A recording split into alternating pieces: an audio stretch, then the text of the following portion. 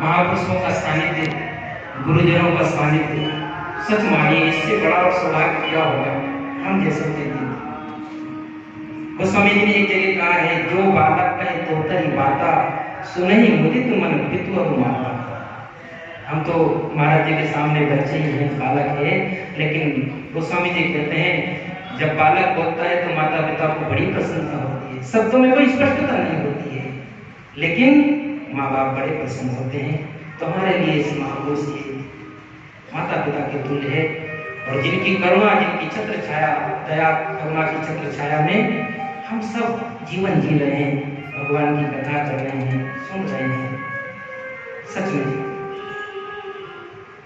तुम्हारा श्री के चरणों में हम बारंबार वंदन करते हैं। सभी ऐसे महापुरुषों की कृपा हम सबके ऊपर बनी रहे। चलो कथा को श्रवण करें।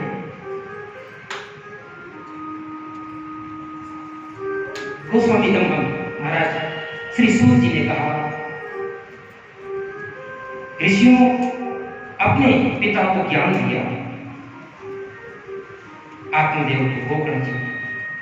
देहे स्थिमान समुद्री अभिमतिं त्यजत्वं, जाया सुतादिषु तदा ममतां विमुञ्चेत्। अस्याय संजलिलं क्षणभङ्गनिष्ठं, वैराग्यरागरसिको भव भक्तिनिष्ठा।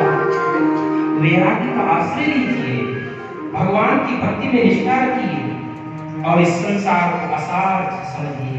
इस संसार में कोई सार नहीं है, असारा को संसार हो, दुख रूपी मोह का। सुतम कस्य धर्म कस्य, इससे मान ज्वलते हमेशा। ये मोह की जो भक्ति जल रही है, इसमें कि ये मेरा है, और उसी में इंसान जलता रहता है। धन किसका, सुख किसका, इसमें मान ज्वलते हमेशा। रात दिन जल रहा है मोह के कारण। मोह सकल त्याग कर भूला, और तिनते मुझे पूरी हो सुखा। ये मोह तो दूर देता है, इसी से अनेक प्रकार के सुख। इस मोह का त्याग करिए, ममता का त्याग करिए, वैराग्य का आश्रय लीजिए। सच में वैराग्य में बड़ा आनंद है, और भगवान की भक्ति में निष्ठा करके पिताश्री इस घर का त्याग कर दिया। धर्मं भजस सततम यदि लोक धर्मा, ये लौकिक व्यवहार का त्याग करिए, परम धर्म का आश्रय लीजिए, परमात्मा के चरणों के अनुरागी बनिए। अन्यस्य दोष गुण चिंतन मासु मुक्ता, दूसरे के ना दोष देखना है ना गुण देखना है, सब भगवान की लीला चल रही है, बस ये देखना है। क्योंकि अगर राग होगा, दोष होगा, तो गुण भी, और गुण दिखेंगे तो दोष भी दिखेंगे, और दोनों ही बंधन के कारण होते हैं। इसलिए अन्यस्य दोष गुण चिंतन मासु मुक्ता, चिंतन ही मत करिए गुण दोष का, बस यही समझिए सब प्रभु की लीला है।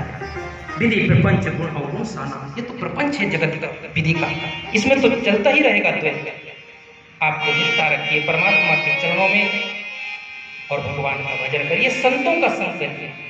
संतों का संग करते हुए, भगवत कथा श्रवण करते हुए, और अपने जीवन को सार्थक करिए। ऐसे दो श्लोक की भागवत महाराज गोकर्ण जी ने सुनाई, और गोकर्ण जी की उस ज्ञान को हृदय में धारण करके आत्मदेव ब्राह्मण अपने पुत्र के ज्ञान को, कभी कभी देखो आयु से कोई बड़ा नहीं होता है, ज्ञान से बड़ा होता है, जीवन की समझ से बड़ा होता है। कभी कभी 80 साल की आयु हो जाती है, फिर भी समझ ही नहीं आती लोगों को, और कभी कभी 20-25 वर्ष की आयु में भी समझ बहुत श्रेष्ठ हो जाती है, जीवन को स्पष्ट सा देख लेती है समझ। तो आयु से बड़ा जो होता है वो बड़प्पन नहीं है, समझ से जो बड़ा है, ज्ञान से जो बड़ा है, वैराग्य से जो बड़ा है, भक्ति में जो बड़ा है, वही बड़ा है।